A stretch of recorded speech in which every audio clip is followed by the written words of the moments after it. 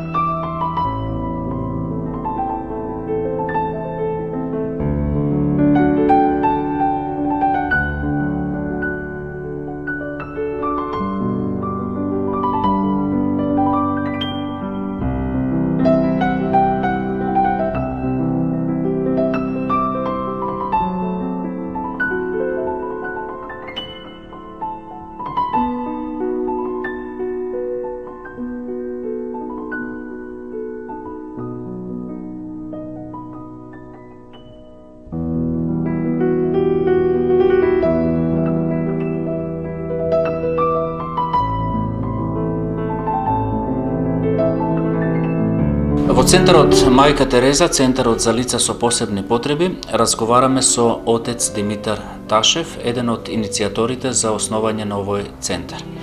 Оче, благодарно што излеговте во пресред за да ја реализираме оваа наша емисија и пред се би прашал како дојдовте до идеја да го основате центарот.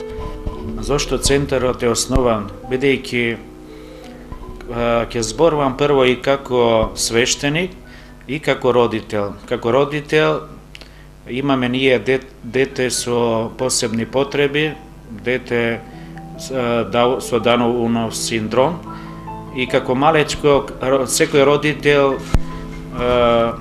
му помага на своето дете, давајќи се од себе за да му помогне. Јас наидов на тешкоти, бидејќи тука во Гевгелија немаше логопеди, немаше дефектолози, јас своето дете го носе во Струмица. Други родители своите деца ги носија во Неготино.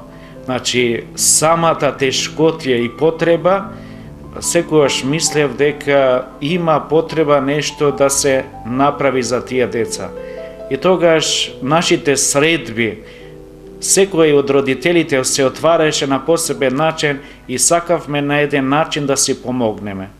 Како родител зборувам, мислев за своето дете, а од друга страна како свештеник кој работи во институција, се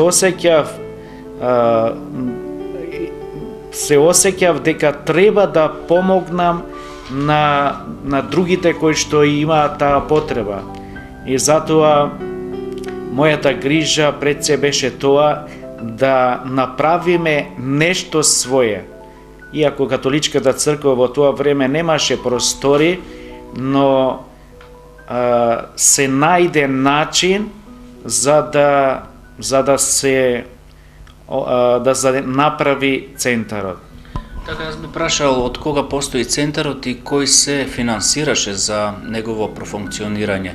Значи, идејата нормално беше потикната од вас, меѓутоа сигурно требаше и финансиска помош за да се направи сето ова што го гледаме, затоа што по оценките на многумина, па дури и на министерствата, е еден од подобрите, ако и не најдобар центар во Република Македонија. Пред се ќе кажам, тоа е Божје дело. Бидејќи ние како луѓе, јас како свештеник, се осеќам и сум инструмент во Божјите раце. Бог делува преку нас. Кога беше емигрантската криза овде во Гевгелија 2015 година, поминуваа многу емигранти. И католичката црква преку Македонски Каритас беше внатре. Значи, помагавме на бегалците. Сега тука, јас како одговорен во кампот, доаѓа многу донатори од Caritas Internationalis. Меѓу другото, јас секогаш и кога доаѓаат другите, секогаш ја зборував и таа потреба, дека имаме потреба за да направиме еден центар кој ќе служи за децата, лицата со посебни потреби. И така најдов на луѓе, донатори со големи срца. Вела, Бог ги најде тие луѓе. Прва работа, немавме простор, значи прва работа баравме средства да обезбедиме, да се направи или да се купи простор.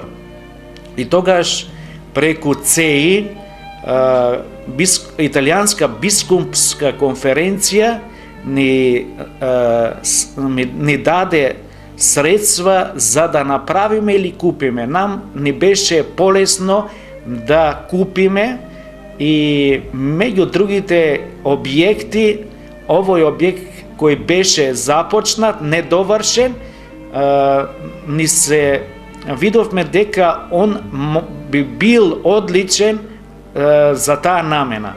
И така во месец август 2016 година, во месец август се купи овој објект и за 5 месеци тој беше довршен. И така во меѓувреме ние додека веќе го подготвувавме објектот, напишавме проект до Реновабис Германија и италијански Caritas за да не поддржат во проект, бидејќи објектот веќе го имавме, но баравме средства за да започнеме со работа во центарот. И така проектот за неколку месеци ни беше одобрен. Беа одобрени 290.000 евра.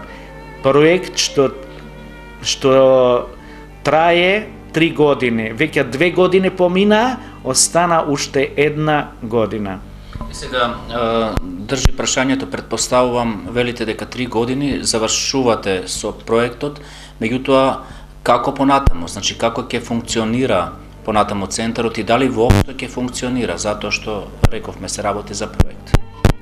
Да, најлошата варијанта ќе биде ако не функционира. Ама жално ќе биде ако не функционира, бидејќи во него вложивме се, значи со проектот ги купивме се што е потребно и сега не стоиме ние со скрстени раце. Туку минатата година беа и донаторите тука и меѓу другото не прашаат каков е вашиот план после 3 години. Ние рековме дека имаме неколку планови за одржливост, бидејќи тоа е најтешкото нешто кога некој работи кој си ја почнал треба да има трајна одржливост. Тука би ги одвоил како прво, значи соработка со општината, второ имаме план да направиме на локално ниво, да направиме солидарен фонд. Солидарниот фонд би се состоел во тоа дека заеднички фирмите, совработените на доброволни начин, на доброволна основа би донирале, дали по 1 евро или по 100 денари, и тие средства да се собират на едно место. Потоа тоа би сакал веќе до месец јуни да видиме колку ние своји и трајни средства имаме, за да можеме пак да се обратиме до донаторите, бидејќи они и самите ни рекоа дека ние ќе ви стоиме на располагаме. Не можеме 100% како овие 3 години, но можеме да ви помогнеме тоа што не можете да го соберете. Така ја спомнавте општината како еден од непартнерите, меѓутоа ваши соработници. Дали постојат други институции, државни или можеби локални, со кои што соработувате и кои што ви се од особен интерес? Со општината веќе имаме добра соработка и самиот градоначалник не обеќа дека во сите работи ќе не поддржи и дека ќе ги мотивира и фирмите да застанат од страна за да помогнат. Со други фирми, со други институции на државно ниво соработуваме со Министерство за труд и социјала. Пред еден месец ние добивме едно решение кој ни е од големо значење, тоа е дека решение за социјална дејност, дека тоа што го работиме, тоа што го работиме е препознатливо, дека можеме да го работиме. Сега тука се нашата соработа колку државата може да ни помогне. Секој денар е добре дојден и мислам дека и самите кои што дојдоа од комисијата, значи самите рекоа дека овој центар треба да биде пример за другите како треба да функционираат.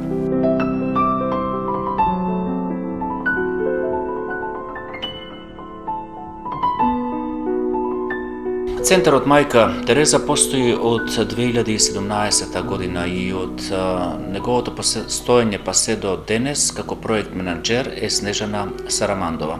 Снежана, кажи ми нешто повеќе околу целта на проектот, односно на самиот центар за лицата со посебни потреби. Целта на центарот е да се помогне во социјалната, образовна и работна инклузија на лицата со посебни потреби во овој регион преку нудење квалификувани социјални услуги за нив достапни во местото каде што тие живеат. Со колку корисници располага центарот во моментот и од неговото формирање па се до денес, колку вкупно, дали можеме да ја кажеме вкупната бројка на лицата кои што биле присутни како корисници овде? Вкупно до сега имаме работено со 51 дете, од плюс направено консултации на десетина и повеќе семејства кои што има дојдено побарано стручна поддршка. Моментално во овој месец корисници имаме 34. Многу од дечињата успешно имат излезено, бројката некаде 7-8 кои што успешно ги имаат надминато сите сензорни нарушувања или потреби од наша поддршка. Така да бројот варира и часовите се одредуваат и конкретната поддршка се одредува според потребите на децата. Значи, во консултација со родителите и тоа што ќе го препорачат стручните лица. На Центарот Мајка Тереза брои 12 лица. Имаме во моментот 3 дефектолози, морам да кажам, не се сите од Гевгелија, значи ги имаме вклучено регионот. Имаме дефектолог од Богданци, од Валандово и нормално и од Гевгелија. Имаме физиотерапевт и логопед. Потоа стручен соработник за програмата за работно способување, кој во моментот е социјален работник, негователи кои се исто така образовани како педагози или наставници, поделенска настава, возач и административен персонал, тоа е координатор и проект менаџер. Се вкупно се 12. Кога спомнавте за стручноста, нашиот кадар покрај тоа што е високо образован, соодветен за работата за која што е ангажиран, имаат и доста искуство со едукации, семинари кои што ги имаат поминато со методите за кои што ги работат, за кои што можат самите повеќе да ви кажат. Можам да забележам или да заклучам дека професионално се ангажирани овде. Да, точно, професионално се ангажирани и многу љубов и многу креативност внесуваат во таа работа што ја работат. Некои поради неможење да ги ангажираме на цело работно време, тоа јаат хонорарно после нивната прва работа. И сега, Снежана, кажете ми, значи, колку финансиски средства е потребно за да функционира центарот за една година? Тие планови, тие финанси, тие анализи постојано ги правите. Значи, можете да кажете, барем и нашите гледачи да видат доколку треба се да се добие. Значи, годишното функционирање, како што е во проектот со сите услуги што ги нудиме, е 80.000 евра. Од тој износ 15%, мислам, односно 25% е кофинансирањето од родителите, меѓутоа со донатори успеавме некако тоа да го намалиме, но годишно се потребни за овој концепт, со оваа програма и со овие часови 80.000 евра. На месечно ниво ние имаме некаде околу 440 индивидуални часови и 650 часови во групна работа со повеќе корисници. Многу е важно дека се е замислено да корисникот го добие максимумот овде. Затоа нема да видите во еден ист момент многу корисници. Се е така расподелено за да тие го добијат потребното внимание и поради тоа е и големата бројка, мислам голема, не е голема, туку е потребна за да функционира онака како што треба. Постои ли можеби разочараност кај кадарот затоа што морам ова да го констатирам, затоа што проектот трае 3 години и е неизвестно дали ќе продолжи. Јас се надевам дека ќе продолжи затоа што ова е инвестиција која што вреди да ја има својата иднина. Тоа е, не можам да кажам дека е разочараност, туку еден вид неизвестност која што сите што работиме во невладиниот сектор на проекти ја имаме постојано. Многу е голема желбата и ние правиме се од себе за да продолжиме да работиме како што работевме досега. Не е заменливо резултатите кои ќе ги видиш и тоа ни дава мотивација без разлика на сите предизвици и неизвестности кои што ги имаме за одржливоста.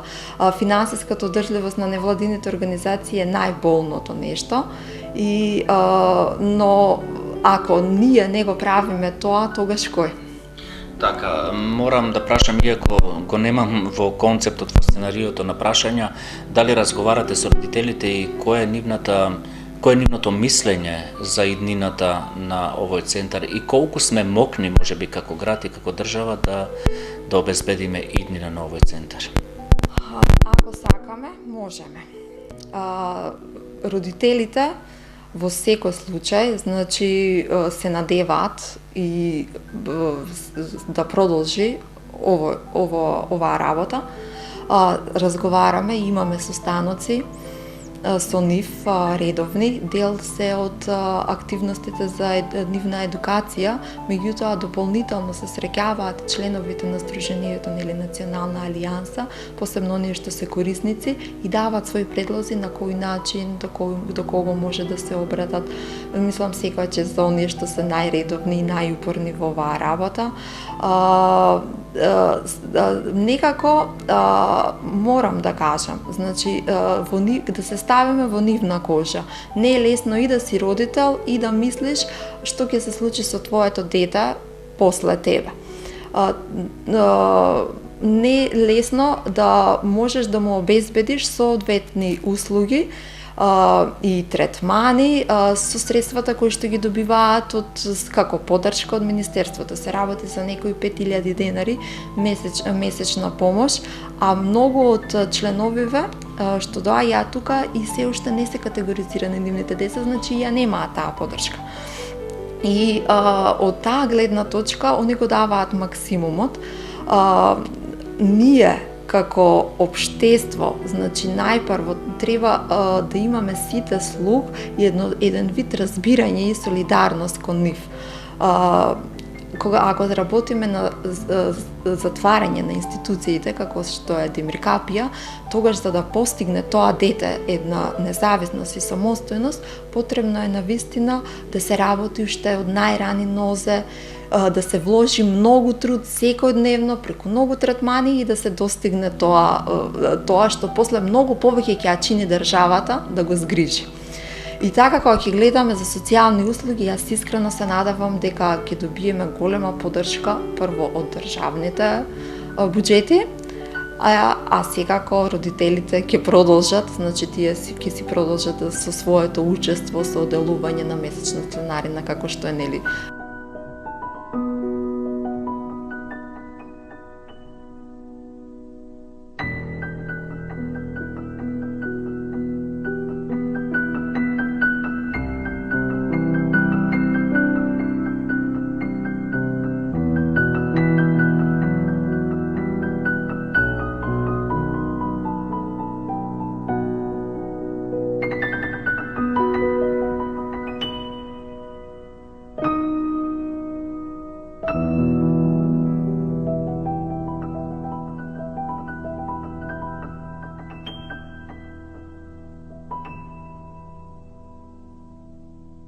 Јове Линков е еден од корисниците на центарот Мајка Тереза. Јове, кажи ми како ти се допаѓа овде? Ми убаво. Што учиш овде? Значи, Одме на плодувањето сон пестели. да.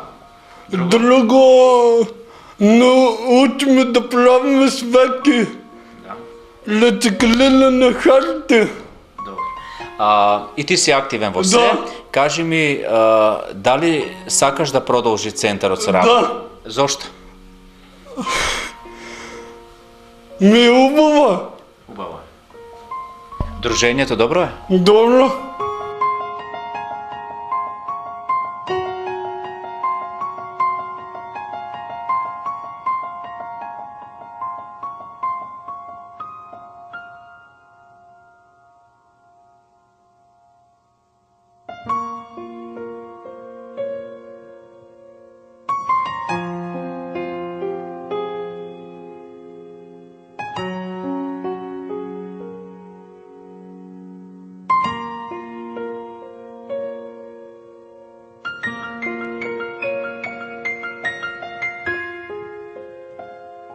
Нада Јованова, дефектолог во центарот Мајка Тереза. Колку што гледам и од самиот проспект, односно флаерот кој што има го издадено центарот Мајка Тереза, центарот содржи или нуди повеќе програми.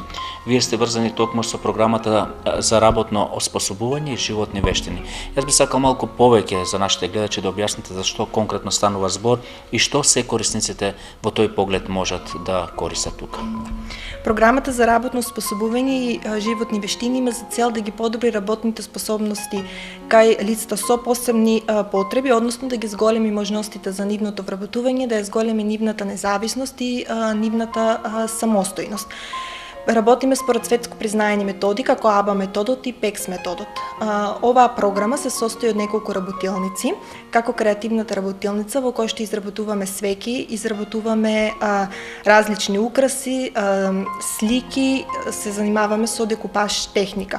Потоа имаме готварска работилница во која што корисниците сами изготвуваат едноставен оброк, како на пример подготовка на супа или подготовка на сендвич, градинарска работилница во која што корисниците си ги одгледуваат овошјата и зеленчукот кој што подоцна ги користиме во подготовката на оброци. Имаме работилници за изработка на рециклирана хартија, односно од стара хартија правиме честитки, украси, покани и слично.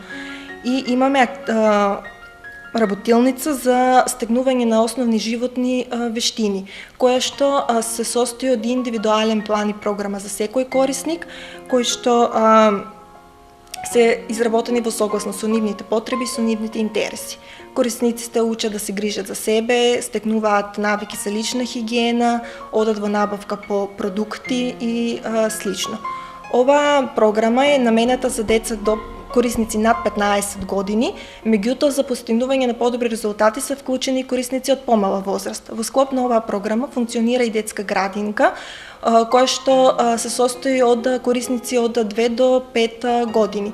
Детската градинка им овъзможува на корисниците преко игра да ја развият своята имагинација, своята креативност, да ги поттикнат емоционалните, когнитивните, физичките и социјалните вештини. Во детската градинка, преку играта, децата се ангажирани уште од најмала возраст, учат да стекнуваат нови вештини, го истражуваат светот околу нив и учат нови работи и нови вештини.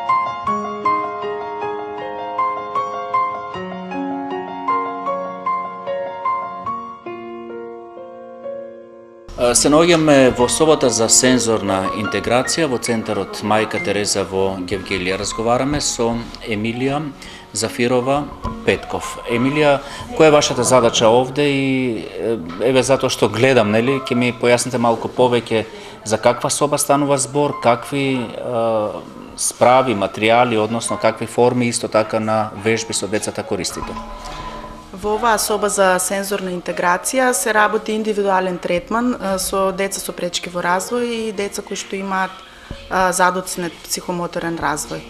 Тие доаѓаат овде уште од најмала возраст, уште во периодот кога се детектира проблемот, па се до школска возраст, до кај 7-8 години. Собата е опремена со голем број на реквизити, најсовремени реквизити кои што треба да ги содржи собата за сензорна интеграција. И голем број од тие реквизити, дидактички материјали што ги користиме се изработени и лично од дефектолозите, се со цел да се следи развојот на децата, нивните специфични интереси и можности. Дефектолозите овдека преку игра и според можностите на децата и нивните способности го организираат третманот и применуваат овдека најсовремени методи за работа со децата, како што се психомоторната реедукација, методот на сензорна интеграција, интеграција на примитивни рефлекси, имаме Brain Gym, Монтесори методот доста го користиме, PECS, ABA и така натаму. За сите овие методи имаме посетувано доста обуки и семинари. Во собата за сензорна интеграција преку избрани активности се стимулираат сетилата и на еден индиректен начин се работи на подобрување на општата функционалност на детето. Сето тоа придонесува да се подобрат вештините кои што се наоѓаат на повисоко ниво, како што се говорот, однесувањето, школските вештини, крупната и фината моторика, социјалното однесување и така натаму. Ова претпоставувам дека е можеби една од ретките вакви соби во нашиот регион. Рековте дека сте биле на повеќе обуки, на повеќе семинари исто така. Колку во Република Македонија задоволуваат капацитетите на ваквите соби, односно колку ги има вакви добри соби? Дали имате информација? Ова не е прашање за вас, меѓутоа би сакал да прашам затоа што гледам дека, како што самите рековте, доста е опремено. Да, преку претходен проект, каже што беа организирани семинарите и обуките, да ги посетуваме, беа отварани и други сензорни соби тука во нашиот регион, во Дојран, во Валандо, во Гевгелија, но оваа преку овој проект е доопремена и представува една од, мислам, најдобрите во овој наш југоистичен период. Во овие изминати 5-6 години отварани се доста такви сензорни соби на цела територија на Македонија, повеќето се во Скопје, но во овој наш југоистичен период ова е најдобро опремената соба за сензорна интеграција.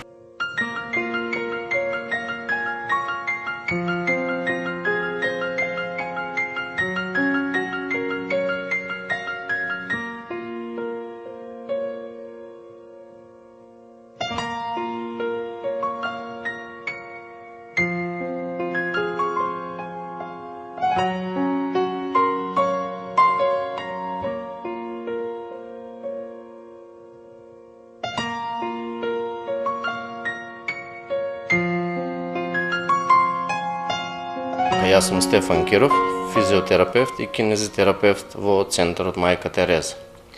Каква е вашата улога овде? Значи, присуствуваме во просториите каде што имате вежби, каде што имате повеќе реквизити. Значи, нешто околу тоа да ни објасните. Значи, и самиот збор, како што спомнав, кинезитерапевт. Кинезитерапија значи дозирање на програмиране вежби, се со цел за надминување на одредени проблеми кои се јавуваат во локомоторниот апарат на нашите корисници. Исто работиме и со масажи. Значи, уште на почетокот кога ќе дојдат, значи зборуваме за нови корисници, ние вршиме една анализа, мерење, имаме еволутивен тест на кој ги внесуваме резултатите од фактичката состојба во која се наоѓа детето корисникот. После сето тоа, веќе кога ја имаме базата, со тоа дозираме вежби, врз основа на претходните мерења, дозираме вежби кои се со цел за надминување или стагнирање на самите проблеми, деформитети и аномалии кои ги има во тој момент детето, корисникот.